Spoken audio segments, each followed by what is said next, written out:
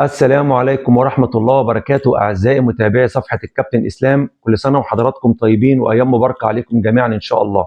في الفيديو ده أنا حابب أقول رأيي في موقف النادي الأهلي من عدم لعب مباراة القمة إلا بتحكيم أجنبي، وهل موقف النادي الأهلي صح ولا مش صح من وجهة نظري. هو ده اللي هقوله في الفيديو، ولكن قبل ما أبدأ كلامي حابب أوضح بعض النقاط. أول حاجة بعتذر إن الفيديو ده ممكن يبقى طويل بعض الشيء لأن الموضوع فيه كلام كتير. الحاجة الثانية، كلامي موجه بشكل أكثر خصوصية لجماهير النادي الأهلي. أي حد من جماهير نادي الزمالك حابب يسمعني ما عنديش أدنى مشكلة، لكن يا ريت إن إحنا ما نخشش مع بعض في جدالات لا هتقدم ولا هتأخر، لأن في الآخر أنا ليا قناعات مختلفة تماما عن قناعات الإخوة الزملكاوية، فإحنا مش هنتفق، فما فيش داعي إن إحنا نخش مع بعض في جدالات مش هتقدم ولا هتأخر، وخصوصا فيما يخص جانب التحكيم. الحاجة الثالثة، إن أنا الفيديو اللي هقوله او الكلام اللي انا هقوله ده خاص بوجهة نظري الشخصية، اللي ممكن ناس تتفق معايا فيها وممكن ناس تختلف معايا فيها، ولكن في الاخر كلنا يهمنا مصلحة النادي الاهلي، والاختلاف في الرأي لا يفسد للود قضية. هل انا مع قرار النادي الاهلي بعدم لعب مباراة القمة والموقف اللي حصل؟ قولا واحدا، انا ضد اللي عمله مجلس الإدارة، ولكني داعم لمجلس الإدارة، ولكن برضو بشرط. يعني ايه الكلام ده؟ ده اللي هوضحه في كلامي في خلال الفيديو، ولكن نمسك الموضوع من البداية. هل في حد يختلف ان منظومة كرة القدم في مصر منذ نشأتها وهي منظومة فاسدة؟ ما اعتقدش ان في حد يختلف على الموضوع ده. واكثر عنصر فاسد في المنظومة الكروية في مصر هو التحكيم المصري، لان الحكام اللي عندنا في مصر ما بتمشي حد بالرشوة، لان دي حاجة انا في علم الغيب ما اعرفهاش، ولكن عندنا حكام لها ميول او بيتم توجيهها. فده مبدئيا. طيب، على مدار التاريخ ده كله، على مدار الدوريات اللي فاتت دي كلها، دايما بيبقى يحصل اخطاء تحكيميه.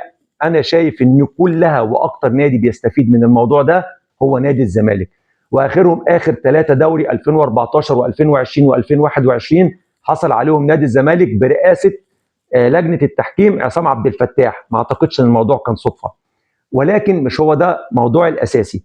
طيب، في ظل كل اللي كان بيحصل ده، الاهلي كان قادر ان هو يكسب عدد 44 دوري، لان الاهلي لما بيكون في حالته بيكون قادر ان هو يكسب المنظومه بالكامل، وده هو اللي انا شايفه او رايي في النادي الاهلي. لما بيكون في حالته بيكون قادر ان هو يكسب المنظومه كلها. وياما مباريات كتيره جدا النادي الاهلي اتظلم فيها تحكيميا باخطاء فادحه ومؤثره، ومع ذلك الاهلي كان بيكسب المباريات دي. لكن لما نيجي نطبق الكلام ده بقى على الموسم الحالي، طيب الموسم الحالي الاهلي اتظلم في بعض المباريات، اتظلم في بعض المباريات، ولكن في المجمل الاهلي اتعادل تقريبا نص مباريات الدوري. طيب، اتعادل نص مباريات الدوري دي نتيجه ايه؟ قبل ما نقول تحكيم، لان احنا مش بتوع شماعات، وقبل ما نقول عوامل خارجيه، قبل ما نقول الكلام ده كله لازم نبص لنفسنا. احنا من البدايه مجلس الاداره اخطا انه سمح لكولر من البدايه ان هو يستغنى عن لعيبه مهمه. كولر قدر ان هو يدمرها ويمشيها، زي احمد عبد القادر، زي كهربا، زي ديانج ولاعيبه تانية، وفي نفس الوقت ما عوضناش اللعيبه دي بلعيبه تانية ممكن تكون زيهم او على الاقل اكفأ منهم، وبالتالي ده اثر على الاهلي من الناحيه الفنيه. طبعا التخاريف اللي بيخرفها كولر في مباريات كتير، واخرهم كان ماتش الزمالك، مش اللي هو اللي انسحب فيه الاهلي ده، اللي قبليه وتعادلنا مع الزمالك 1-1، واحنا كنا المفروض ان احنا اللي كنا هنكسب، ولكن تخاريف كولر ضيعت مننا نقاط كتير. طيب، هل الدوري السنه دي متوجه لبيراميدز؟ رايي الشخصي الدوري السنه دي متوجه لبيراميدز، وحاجات كتير جدا بتقول ان هو موجه لبيراميدز، وبمباركه زملكاويه. والنادي الزمالك داعم ومبارك تماما تماما تماما ان نادي بيراميدز ياخد الدوري في مواقف كتير جدا.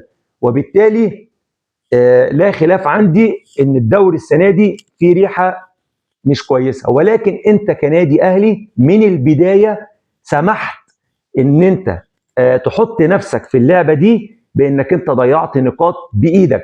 انت برغم ان احنا تعادلنا نص مباريات الدوري، انت الفرق ما بينك وما بين بيراميدز 3 نقط، يعني انت لو كنت قدرت تكسب نص المباريات اللي انت تعادلتها كان زمانك مخلص الدوري من النص الاولاني وداخل النص الثاني، وانت اصلا ضامن الدوري في جيبك. فاللي احنا حطينا نفسنا فيه ده قبل ما يكون في توجيه من اي جهه ان نادي بيراميدز ياخد الدوري، احنا مشاركين فيه باخطاء مننا، ولو ما كناش وقعنا في الاخطاء دي كان زماننا احنا دلوقتي مرتاحين على اول الدوري واخدين الدوري وضامنينه في جيبنا. فقبل ما نلوم على منظومه وقبل ما نلوم على تحكيم ونلوم على اتحاد ولا رابطه، نلوم انفسنا الاول. وعزائي الوحيد في الموقف اللي حصل ده ان كولر مستمر مع النادي الاهلي، وانا شخصيا ما اتمناش ان كولر يستمر، كنت اتمنى ان هو يمشي ويجي مدرب تاني، مدرب قوي مش جبان في المباريات، ويكون قادر ان هو يتولى مسؤوليه النادي الاهلي. ولكن انا داعم لموقف النادي الاهلي اذا كان الموقف بتاعه قانوني، وده الشرط اللي انا قلته في اول الفيديو. يعني ايه الكلام ده؟ يعني لو موقف النادي الاهلي من الناحيه القانونيه والناحيه اللوائحيه سليم وقانوني، فانا برفع القبعه لمجلس اداره النادي الاهلي لو هو صاحب حق وهياخد حقه.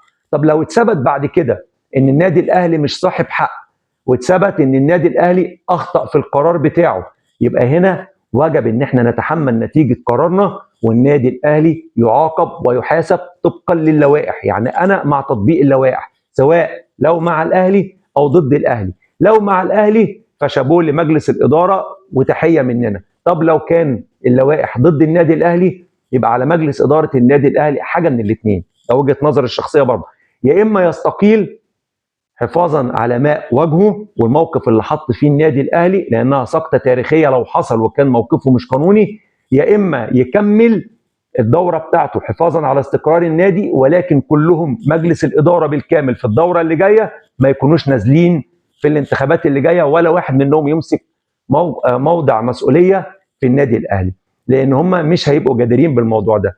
ولذلك انا داعم لمجلس الاداره في حاله ان يكون موقفهم قانوني ومطابق للوائح، وانا ضدهم لو كان قرارهم مخالف للوائح. اتمنى تكون وجهه نظري وصلت، ويا رب دايما اشوفكم على خير، والسلام عليكم ورحمه الله وبركاته.